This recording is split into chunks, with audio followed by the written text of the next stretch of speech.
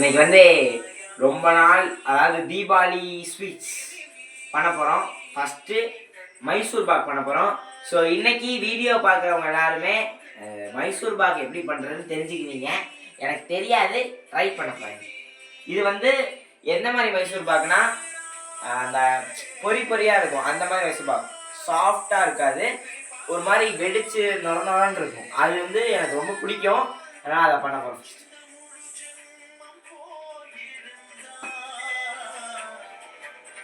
So இப்போ வந்து நம்ம எவ்வளோ பண்ண போனால் 2 கப்பு அளவு மாவு எடுக்க போகிறோம். ஸோ இது வந்து மாவு, இது வந்து 2 கப்.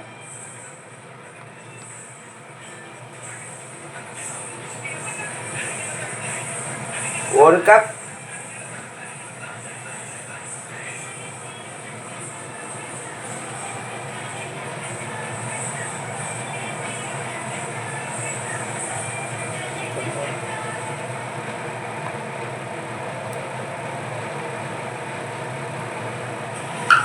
ஸோ இது 2 கப்ஸ், 2 கப் மாவு. நான் அளவு மட்டும் சொல்லிடுறேன். 1 கப்பு மாவுக்கு 1.5 கப்பு சீனி, 1 கப்பு எண்ணெய், 1 கப்பு நெய்.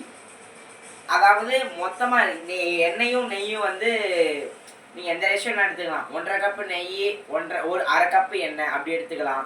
இல்லை 1.5 கப்பு எண்ணெய், அரை கப்பு நெய் அப்படி எடுத்துக்கலாம். பட் மொத்தமாக எண்ணெயும் நெய்யும் கனெக்ட் பண்ணால் 2 கப் வரணும். இது நான் ஒரு சேனலில் தான் பார்த்தேன், அதனால் தப்பாக வச்சுக்காதீங்க. இது வந்து நம்ம இப்போ 2 கப்பு எடுத்துருக்கனால 3 கப்பு ஜீனி எடுத்துருக்கோம். இது 3 கப்பு ஜீனி, இது வந்து 2 கப்பு மாவு. இதுக்கப்புறம் எண்ணெயும் நெய்யும் நான் காமிக்கிறேன்.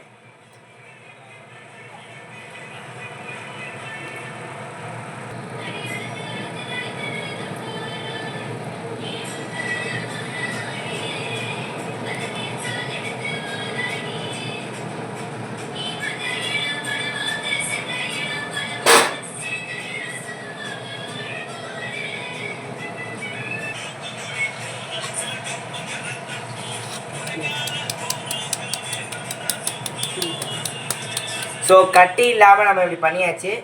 ஸோ இதெல்லாம் பிரச்சனை இல்லை. ஸோ இப்போ இதை எடுத்துடலாம். ஸோ பாட்டோட வைப்போடு அப்படி நம்ம போகிறோம். இப்போ வந்து இங்கே வந்துடுங்க, இந்த சட்டியில் வந்து நம்ம எண்ணெய் ஊற்ற போகிறோம். ஸோ இதில் வந்து நான் சொன்ன மாதிரியே 1 கப்புக்கு ஒரு கப்பு எண்ணெய், 1 கப்பு நெய். ஸோ இப்போ வந்து நம்ம மொத்தம் 4 கப் ஊற்றணும். 2 கப்பு எண்ணெய், 2 கப்பு நெய் ஊற்றலாம். இல்லை 3 கப்பு எண்ணெய், 1 கப்பு நெய் ஊற்றலாம். அது உங்கள் இஷ்டம். நான் வந்து 2 கப்பு எண்ணெய், 2 கப்பு நெய் ஊற்ற போகிறேன். ஸோ என்னன்னா அந்த சட்டியை காண பார்க்காதீங்க, அந்த சட்டி பத்தாது 4 கப்புக்கு, அதனால தான். So 1 cup oil going inside, 2 cup oil. So இப்போ நெய் ஊற்றுறோம்.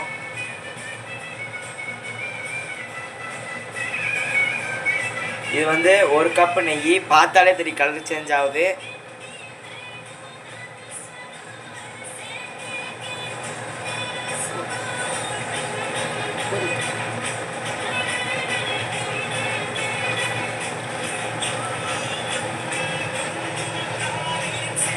ஸோ இதில் எப்படியும் கொஞ்சம் மிச்சம் இருக்கும், அது வந்து நம்ம அப்புறமா பார்த்துக்கலாம், ஒன்றும் பிரச்சனை ஆகாது. அதை வந்து நீங்கள் ஆற வச்சு கூட வச்சுக்கலாம்.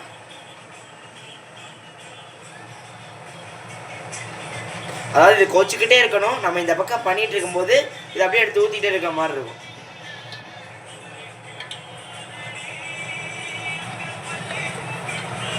சாமி கும்பிட்டு தீபாவளி ஸ்வீட் பண்ண போகிறோம். காப்பாற்றுப்பா அடுத்த. ஸோ இப்போ இதை கொஞ்சம் எடுத்து வச்சு, இதுதான் பிள்ளையார், நம்ம பிள்ளையார், குட்டி பிள்ளையார். ஓகே, தண்ணியெல்லாம் போனோடனே ஃபஸ்ட்டு நம்ம 3 கப்பு சீனி எடுத்துருக்கோம். 1 கப்பு அதாவது 1.5 கப்பு சீனிக்கு 3/4 கப்பு தண்ணி. அப்போனா 3 கப்பு சீனி, 3/4 கப்பு எவ்வளோ? 1.5 கப்பு. 1.5 கப்பு சீனி ஊற்ற போகிறோம், அவ்வளோதான். சாரி 1.5 கப்பு தண்ணி ஊற்ற போகிறோம். ஸோ இந்த தண்ணியெல்லாம் வற்றினோடனே இப்போ இதில் வந்து நம்ம 3 கப்பு சீனி எடுத்து வச்சுருக்கோம்ல, அந்த 3 கப்பையும் போட்டுடலாம். சூப்பர், போட்டாச்சு. இப்போ ஸோ இதில் வந்து 1.5 கப்பு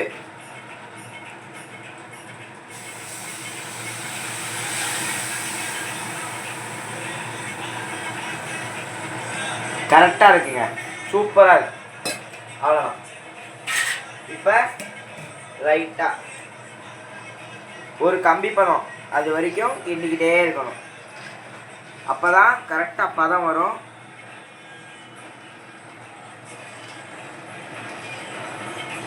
கம்பி பதம் வந்தோடனே எப்படி இருக்குன்னு காமிக்கிறேன் உங்களுக்கு.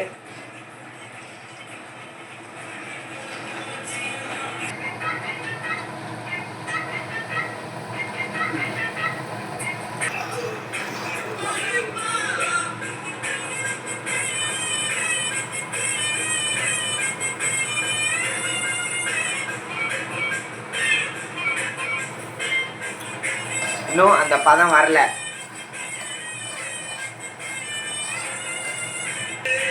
ஸோ இப்போ வந்து இது வந்து நம்ம காய்ச்சிருக்கோம், பால் காய்ச்சிருக்கோம்.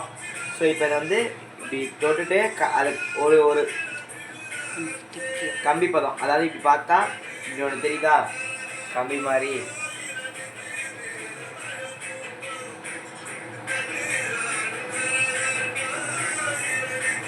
அப்படி வர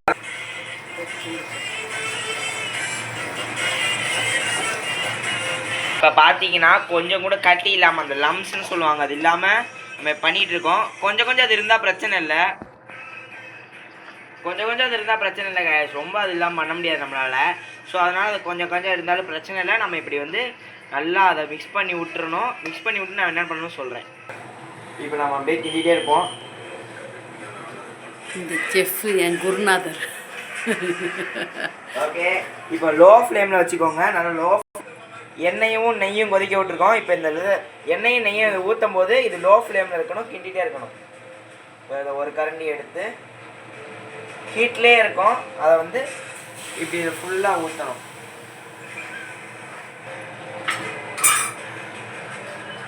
அப்போ வந்து கொஞ்சம் கொஞ்சமாக ஆட் பண்ணி அதை அப்படியே இந்த ஒரு சில்கி கன்சிஸ்டன்சியில் இருக்கிற மாவை நம்ம வந்து ஒரு மாதிரி நுரைக்கிற தன்மை கொண்டு வரணும் அப்படின்னு ஒரு வீடியோவில் சொன்னாங்க.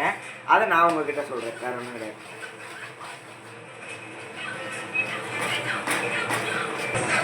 ஸோ ஃபஸ்ட்டு நீங்கள் பார்த்ததுக்கு போய் நுரைக்க ஆரம்பிச்சிருச்சு. ஸோ இதுக்கப்புறமும் நம்ம எண்ணெய் ஊற்றி நெய் ஊற்றி அந்த மிக்சர் ஊற்றிக்கிட்டே இருப்போம். அப்பப்போ ஊற்றி கிண்டிக்கிட்டே இருங்க. அப்போ தான் உங்களுக்கு அந்த நுரைக்கிற தன்மை இன்னும் நல்லா வரும்.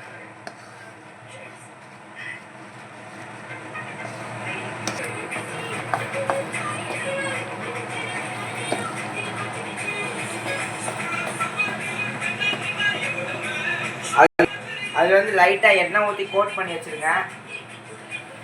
ஸோ இப்போ இது வந்துருச்சு. இப்போ இதை ஊற்ற ஆரம்பிச்சிடலாம். நுரைக்க ஆரம்பிச்சிருச்சு லைட்டாக.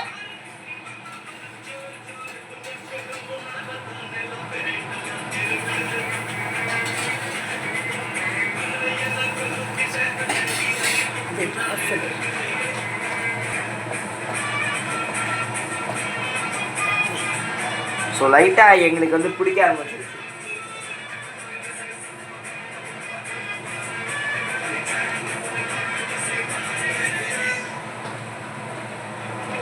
ஸோ போதும், இதுவே போதும் அப்படின்னு எங்கள் அம்மா சொல்லிட்டாங்க. சரி, எங்கள் அம்மா சொல்கிறதா ஃபைனல் அப்படின்னு இதை அப்படியே எடுத்து ஊற்ற ஆரம்பிச்சிடலாம். ஸோ இது அந்த மாதிரி ஒரு இதில் ஊற்றிட்டு மறந்துடுங்க. அது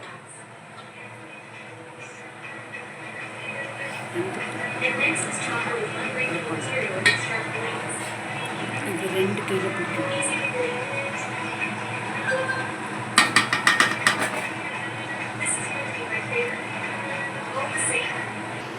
ஸோ இப்போ அதை அப்படியே ஆற விடாமல்